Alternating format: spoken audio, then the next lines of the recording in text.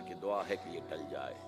تو پہلی بات میری ختم ہوئی، عالمی نظام خلافت دنیا کی تقدیر مبرم ہے، ہو کر رہے گی، اس میں کسی صاحب ایمان کو کوئی شک، کوئی شبہ، کوئی ریب نہیں ہونا چاہیے۔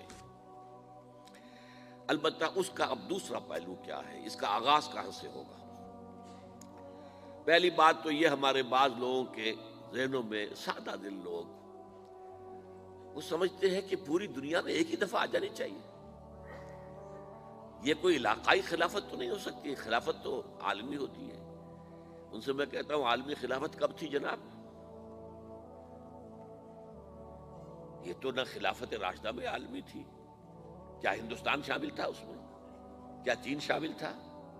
کیا یورپ شامل تھا؟ اور پھر جو خلافت کے نام سے جو ملوکیت چلی ہے، وہ بھی صرف آپ دور بنو امیہ میں کہہ سکتے ہیں کہ وہ پورا عالم اسلام کم سے کم اس کے تحت تھا۔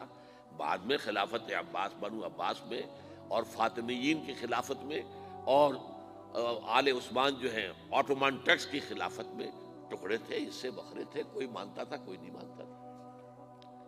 اور سب سے بڑی بات یہ، اگر ایک دم پوری دنیا پر خلافت قائم ہو سکتی تو حضور کے دست مبارک سے ہوتی، لیکن نہیں ہوئی۔ نتیجہ کیا نکلا؟ ایک ملک میں حضور نے قائم کر دی، جزیرہ نما عرب،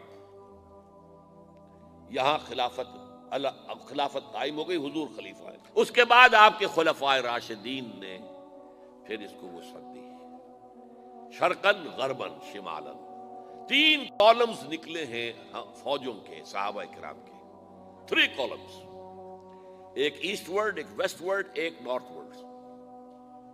ایک عراق کو فتح کرتے ہوئے ایران میں پہنچ گیا، خراسان تک چلا گیا۔ ایک شام کو فتح کرتے ہوئے اور پھر سینائی پیننسولا سے ہو کر افریقہ میں داخل ہوا اور اٹلانٹک تک پہنچ گیا۔ تیسرا سیدھا شمال میں گیا، لیکن یہ زیادہ دور نہیں جا سکتا تھا، کوکیشین ماؤنٹینز آ گئے، کوہ قاف۔ اس زمانے میں تو یہ یوں سمجھیے کہ امپیسیبل تھا نا، کوہ قاف، لہذا وہاں آ کر رک گیا۔ اب بھی یہ ہوگا، کسی ایک جگہ سے شروع ہوگا پھر پھیلے گا، اس کے سوا کوئی چارہ کار ہے ہی نہیں۔ اگر ہر جگہ پوری دنیا میں ایک ہی وقت میں ہو سکتا تو حضور کے دست مبارک سے ہوتا صلی اللہ علیہ وسلم۔ اب وہ نقطہ کون سا ہوگا، نقطہ آغاز کون سا ہوگا؟ اس میں پہلی بات تو میں نے کہا، جو شک کرے گا اس کا پھر ایمان مشکوک ہے، ہوگا، لازماً ہوگا، گلوبل ہوگا، پوری دنیا میں ہوگا۔ کہاں سے شروع ہوگا اس میں آپ اختلاف کر سکتے ہیں، لیکن مجھے تو 2 حدیثیں تو ملی ہیں جن سے یہ اندازہ ہوتا ہے کہ یہ اس مشرقی خطے سے ہوگا، عرب کے مشرق کی جانب کسی ملک سے ہوگا، کسی خطے سے ہوگا۔ وہ حدیثیں بھی اب آپ پڑھ لیجیے پہلے۔ پھر میں کہہ رہا ہوں، یہ خزانہ ہے جو ہم نے آپ کی خدمت میں پیش کیا ہے، کاش کہ آپ اس کی قدر کر سکیں، یہ حدیثیں آپ کو ازبر ہو جائیں، یاد ہو جائیں، لوح قلب پر نقش ہو جائیں۔ ہندوستان اور خراسان یعنی موجودہ افغانستان کا ذکر ابن ماجہ کی روایت ہے، عن عبداللہ ابن الحارث رضی اللہ تعالی عنہ قال رسول اللہ صلی اللہ علیہ وسلم یخرج ناس من المشرق یؤتئون للمہدی یعنی سلطانہ، یعنی سلطانہ، دونوں طرح سے پڑھ سکتے ہیں۔ حضرت عبداللہ ابن حارث فرماتے ہیں رضی اللہ تعالی عنہ کہ حضور نے ارشاد فرمایا، مشرق کی طرف سے وہ فوجیں نکلیں گی، لوگ آئیں گے جو عرب میں مہدی کی حکومت قائم کریں گے۔ یہ مہدی کون ہوں گے اس کا ذکر میں ذرا بعد میں کروں گا، لیکن نوٹ کر لیجئے کہ مہدی سے پہلے لازماً کسی مشرقی علاقے کے اندر وہ نظام قائم ہو چکے گا، تب وہاں سے فوجیں آئیں گی نا۔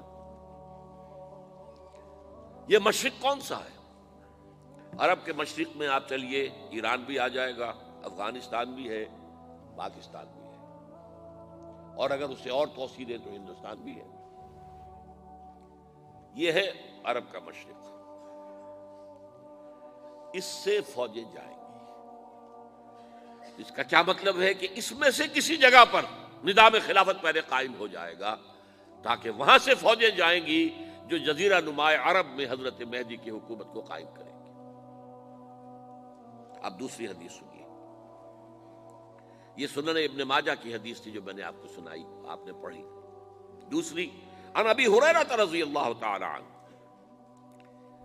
یہ ترمذی شریف کی روایت ہے، قال قال رسول اللہ صلی اللہ علیہ وسلم یخرج من خراسان رایات سود لا يردها شیء حتی تنصب بإیلیا، خراسان کے علاقے سے سیاہ جھنڈے لے کر فوجیں آئیں گی، ان کا رخ کوئی موڑ نہیں سکے گا، ان کو پیچھے پھیر نہیں سکیں گے کوئی بھی، یہاں تک کہ وہ یروشلم میں جا کر جھنڈے نصب کر دیں گے۔ ایلیا حضور کے زمانے میں یروشلم کو کہتے تھے۔ یہ یروشلم تھا جب حضرت سلیمان کی حکومت تھی اور یہاں پر معبد سلیمانی، ہیکل سلیمانی قائم ہوا، پھر یہ یروشلم ہی رہا ہے تاریخ میں، یہاں تک کہ سن 70 عیسوی میں جب ٹائٹس رومی جنرل نے اس کو گرایا، ختم کیا، سیکنڈ ٹیمپل گرا دیا، اور یہاں سے یہودیوں کو کہا نکل جاؤ یہاں سے، کوئی یہودی باقی نہیں رہا، تب بالکل تہو بالا برباد کر دیا۔ اس کے کوئی 150 سال بعد ہیڈریان، رومن ایمپرر ہیڈریان، اس نے پھر دوبارہ آباد کیا اس شہر کو۔ 150 سال تک یہ بالکل بنجر اور بالکل غیر آباد پڑا تھا۔ اب ہیڈریان نے جب آباد کیا تو اس کا نام ایلیا رکھا، اب یروشلم نام نہیں تھا، تو حضور کے زمانے میں پھر اس کا نام ایلیا تھا۔ اور اب اس سے کیا معلوم ہو رہا ہے کہ یہ یروشلم مسلمانوں کے قبضے سے اس وقت نکلا ہوا ہوگا، ایک دفعہ پہلے نکلا تھا، سن 1099 عیسوی میں مسلمانوں کے ہاتھ سے نکلا، کروسیڈرز عیسائیوں نے آ کر اس کو قبضے میں کیا، لاکھوں مسلمانوں کو مارا، قتل کیا۔ اس کو 1187 عیسوی میں واپس لیا ہے، کس نے لیا ہے؟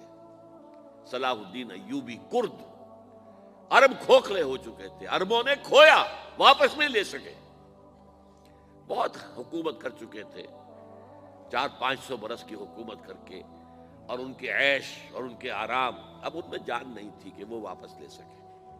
واپس لینے والا گرم کرد خون تھا، صلاح الدین ایوبی۔ تو گویا کہ اب آپ سمجھئے کہ 88 برس تک عیسائیوں کا قبضہ رہا یروشلم پر۔ اب 1967 میں یہودیوں نے قبضہ کیا ہے، اور اب 38 برس تو ہو گئے، 88 نہیں تو 38 برس تو ہو گئے، لیکن وہ دور آئے گا کہ اب پھر لیں گے، لینے والے عرب بھی نہیں ہوں گے، خراسان کے علاقے سے فوجیں آئیں گی۔ یہ خراسان کیا تھا؟ ایلیا تو میں نے آپ کو بتا دیا، یروشلم کا نام ہے۔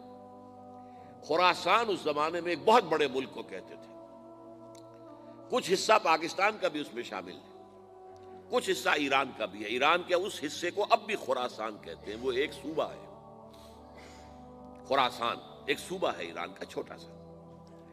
پاکستان میں خاص طور پر یہ جو علاقہ مالاکنڈ ایجنسی کہلاتی ہے، اس سے اوپر جتنا علاقہ ہے، اور یہ جو واخان کی ایک پٹی آتی ہے اوپر، واخان افغانستان کی ایک پٹی سی دم سی چلی آتی ہے جو جا کر چائنا کی سرحد سے مل جاتی ہے، یہاں سے لے کے یہاں تک یہ جو مالاکنڈ کا وہ درہ ہے اور پہاڑ ہے، یہ بھی خراسان کا حصہ ہے۔ باقی تقریباً 2/3 آف افغانستان ساؤدرن حصہ نہیں ہے خراسان کا حصہ، یہ سیستان کہلاتا تھا، یہ خراسان نہیں ہے، لیکن یہ کہ اوپر کا 2/3 آف افغانستان، اور اس کے ساتھ یہ جو عرب، جو اب یہ ترک ممالک آزاد ہوئے ہیں سوویت یونین کی ڈسولوشن کے ساتھ، یہ سارا علاقہ کہلاتا ہے خراسان بزرگ، دی گریٹ خراسان۔